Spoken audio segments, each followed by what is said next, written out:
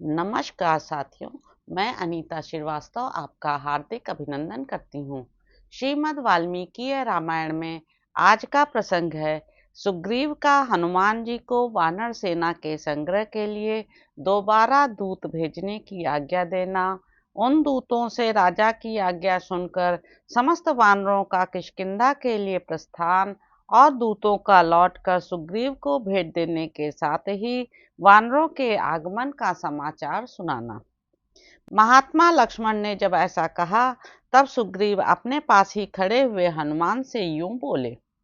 महेंद्र, हिमवान, विंध्य, कैलाश तथा श्वेत शिखर वाले मंदराचल, इन 5 पर्वतों के शिखर पर जो श्रेष्ठ वानर रहते हैं, पश्चिम दिशा में समुद्र के पर्वतीय तट पर प्रातःकालिक सूर्य के समान कांतिमान और नित्य प्रकाशमान पर्वतों पर जिन वानरों का निवास है, भगवान सूर्य के निवास स्थान तथा संध्याकालिक मेघ समूह के समान अरुण वर्ण वाले उदयाचल एवं अस्ताचल पर जो वानर निवास करते हैं, पद्माचलवर्ती वन का आश्रय लेकर जो भयानक पराक्रमी वानर शिरोमणि निवास करते हैं, अंजन पर्वत पे जो काजल और मेघ के समान काले तथा गजराज के समान महाबली वानर रहते हैं, बड़े बड़े पर्वतों की गुफाओं में निवास करने वाले तथा मेरु पर्वत के आसपास रहने वाले जो सुवर्ण की सी कांति वाले वानर हैं, जो धूम्रगिरी का आश्रय लेकर रहते हैं,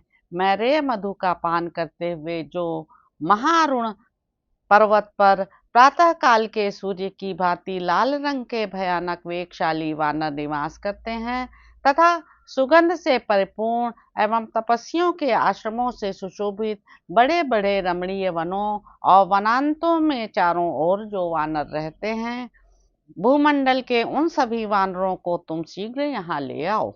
शक्तिशाली एवं अत्यंत वेगवान वानरों को भेजकर उनके द्वारा साम दान आदि उपायों का प्रयोग करके उन सबको यहाँ बुलवाओ।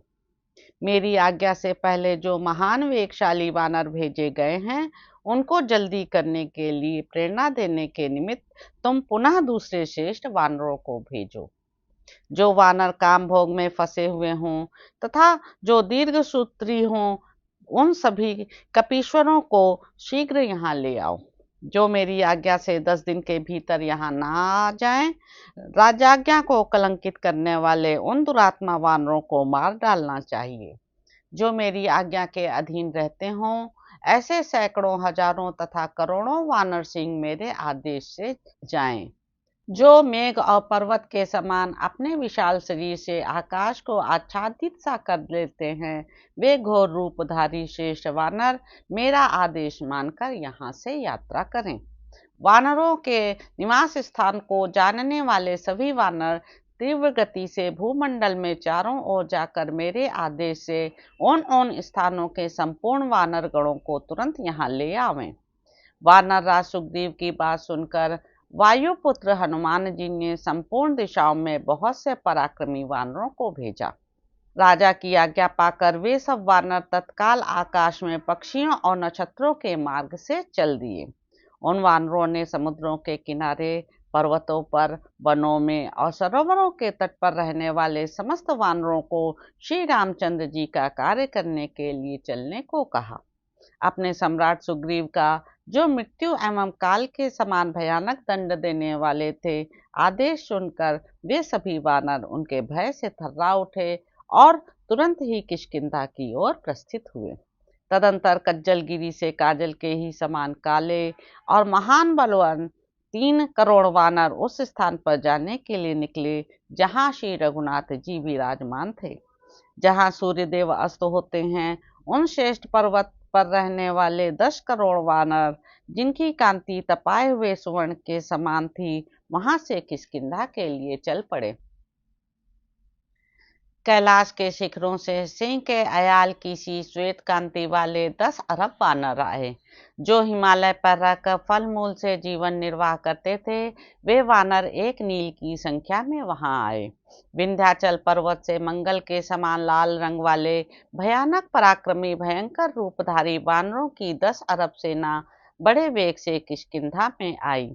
क्षीर समुद्र के किनारे और तमाल वन में नारियल खाकर रहने वाले वानर इतनी अधिक संख्या में आए कि उनकी गणना नहीं हो सकती थी।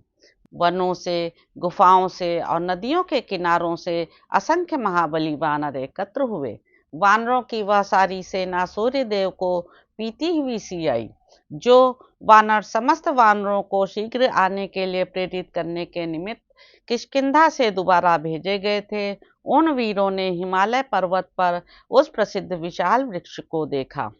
उस पवित्र एवं श्रेष्ठ पर्वत पर पूर्व काल में भगवान शंकर का यज्ञ हुआ था, जो संपूर्ण देवताओं के मन को संतोष देने वाला और अत्यंत मनोरम था।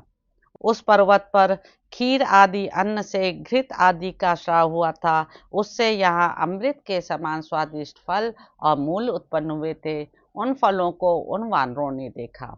उक्त अन्न से उत्पन्न हुए उस दिव्य एवं मनोहर फल मूल को जो कोई एक बार खा लेता था, वह 1 मास तक उससे तृप्त बना रहता था। फलाहार करने वाले उन वानर शिरोमणियों ने उन दिव्य मूल फलों और दिव्य औषधों को अपने साथ ले लिया। वहां जाकर उस यज्ञ मंडप से वे सब वानर सुग्रीव का प्रिय करने के लिए सुगंधित पुष्प भी लेते आए। वे समस्त श्रेष्ठ वानर भूमंडल के संपूर्ण वानरों को तुरंत चलने का आदेश देकर उनके यूथों के पहुंचने से पहले ही सुग्रीव के पास आ गए। वे शीघ्रगामी वानर उसी मुहूर्त में चलकर बड़ी उतावली के साथ किष्किंधापुरी में, जहां वानर राज सुग्रीव थे, जा पहुंचे। उन संपूर्ण औषधियों और फल मूलों को लेकर उन वानरों ने सुग्रीव की सेवा में अर्पित कर दिया और इस प्रकार कहा, महाराज, हम लोग सभी पर्वतों, नदियों और वनों में घूम आए। भूमंडल के समस्त वानर आपकी आज्ञा से यहाँ आ रहे हैं। यह सुनकर वानर राज सुग्रीव को बड़ी प्रसन्नता हुई। उन्होंने उनकी दी हुई सारी भेंट सामग्री सानंद ग्रहण करी। तो इस प्रकार साथियों, किष्किंधा कांड में निहित 37वां सर्ग यहाँ पर समाप्त होता है।